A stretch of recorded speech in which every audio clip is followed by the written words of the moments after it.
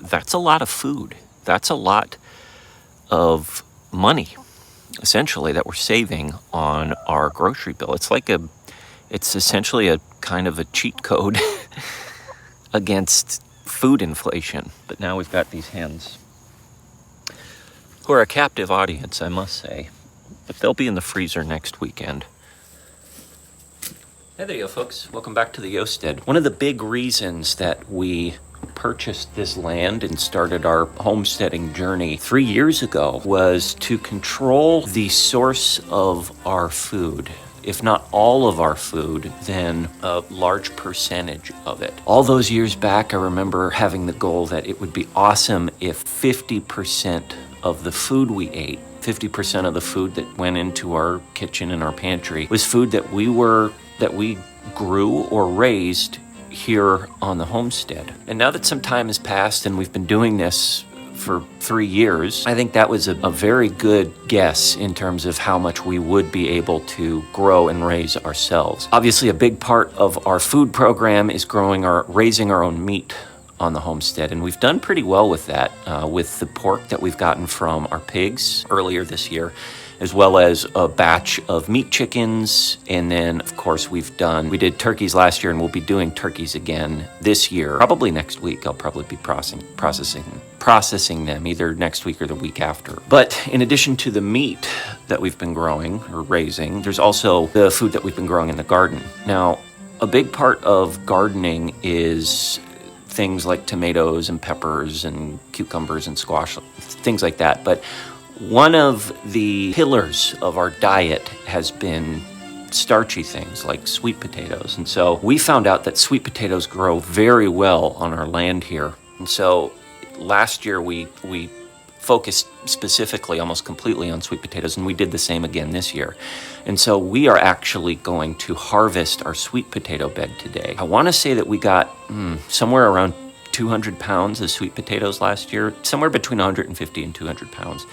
And my fingers are crossed. I'd like to maybe get a little bit above that this year. The crop has been, at least that sweet potato bed has looked like it's gone pretty well. So we are going to harvest it today. We actually have a helper this year. Henry's going to help us dig. He was way too little for helping duties last year, but he's going to help us dig. And it's exciting. I want to see how many sweet potatoes we got this year, because that makes up a large portion of what we eat. If you guys are anything like us, you've probably been noticing your grocery bills rising with inflation. Food items, it seems, has been one of the biggest items hit in terms of costs rising over the past couple of years. And so it's been great that we've been able to ramp up our food production here on the farm, here on the homestead, because while we still do need to pay for things like feed for the animals and starts for some of the vegetables and plants that we grow, the cost is usually quite a bit less expensive to grow our own. And there's the side benefit of we know exactly how it was raised and where it came from. As you can see, this sweet potato bed has been largely untouched. We've watered it as the season progressed, this past season progressed. We've watered it during the hottest months, but otherwise the rain has been constant enough to where it was largely hands-off. And so, some weeds came up, but by and large, the sweet potatoes themselves, you can see these vines have just completely taken over this box. So my first step is going to just be to remove all the greenery, get that removed, and then we'll start digging in and actually hunting for the sweet potato treasure. But I need to get this wad of sweet potato greenery off and give it to the chickens.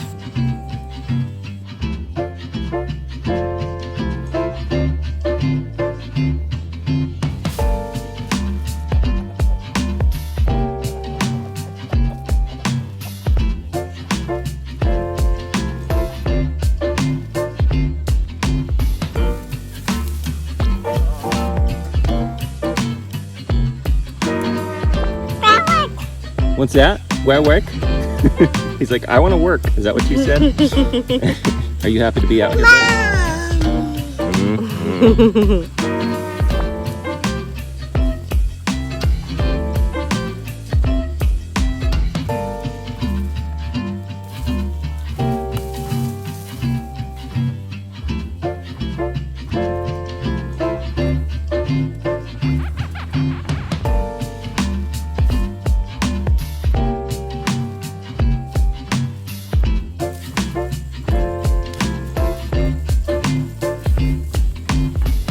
So all the greens have been removed, or most of the greens have been removed. We had a cursory sweep of all the greens, and we haven't even put a shovel into earth. We haven't dug anything out yet, and already you can see a ton of sweet potatoes just laying on top of the ground here, ready to be harvested. These things grow like weeds for us, which is awesome. This is incredible. This is great.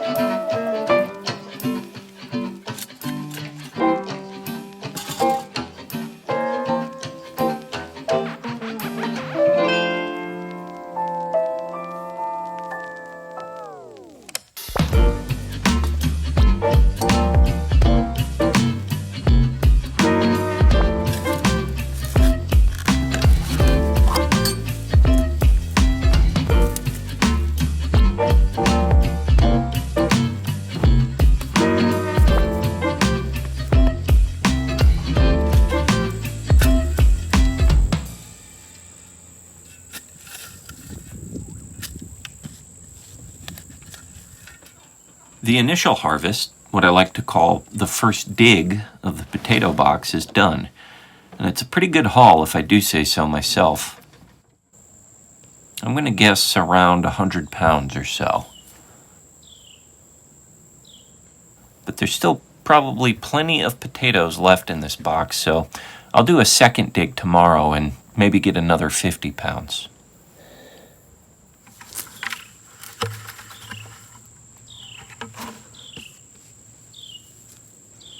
At this point, I like to get as much dirt off of the taters as I can.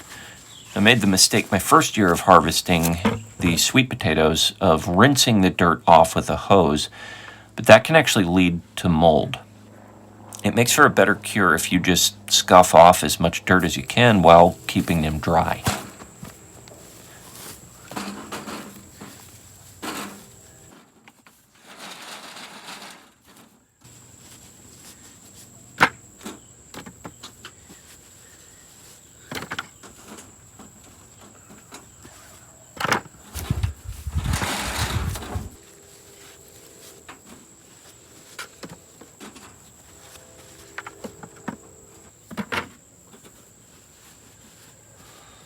After a quick weigh, I turned out to be pretty close on my initial guess to the weight.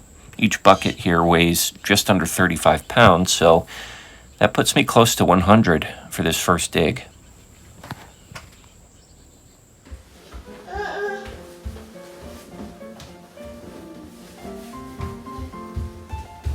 So this has been our curing method now for the past few years.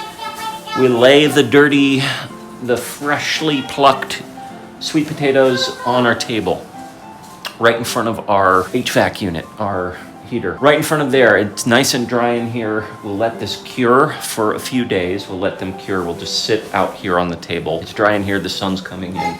This is what we've done, and this seems to have done the trick for the past few years. After a few days, we will put them in cardboard boxes layered with newspaper, and we'll store them probably in one of our closets. Then we'll have access to them for the next few months. And these should hopefully last us several months with all of the potatoes that we have here, all the sweet potatoes that we have here.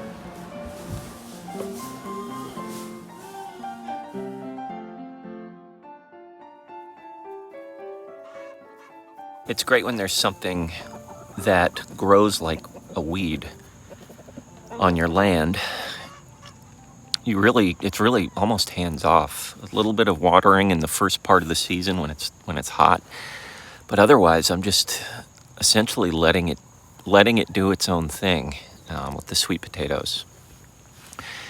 And it provides so much food, so much starch and nutrition for us. Right now, I don't know, roughly about 100 pounds or so for the first dig.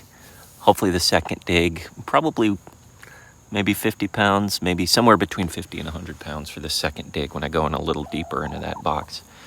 But somewhere between 150 to 200 pounds of sweet potatoes, that's a lot of food. That's a lot of money, essentially, that we're saving on our grocery bill. It's essentially kind of a cheat code against food inflation.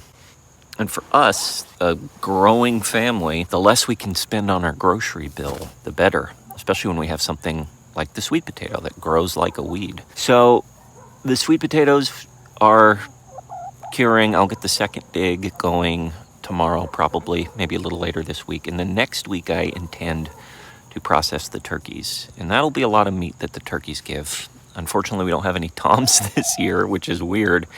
Last year, we had almost all toms, but now we've got these hens who are a captive audience, I must say. But they'll be in the freezer next weekend, which is more sustenance for us. Now, granted, there's feed costs with turkeys, but we don't pay all that much for feed for our poultry. We give them a lot of scraps. We give them a lot of forage area. And so we are spending less than $100 a month on feed for all of our poultry. So when you break down the costs for the price we're paying for at least turkey meat, it's not bad. It's pretty good. It breaks down to, well, cheaper than it would be if we were buying good, organic, quality, humanely pasture-raised meat from the grocery store. That stuff's not cheap. We prefer to do it ourselves when we can. This allows us to do that. So, as I've mentioned in many videos, we're thinking about what our next meat animal will be. We're leaning heavily towards a specific type of pig, which we'll talk about that in a future video. But in the meantime, we've stocked our pantry today, yo friends. We've stocked our pantry in a big way. And something we'll continue to do, at least in terms of where we're at on our land, sweet potatoes.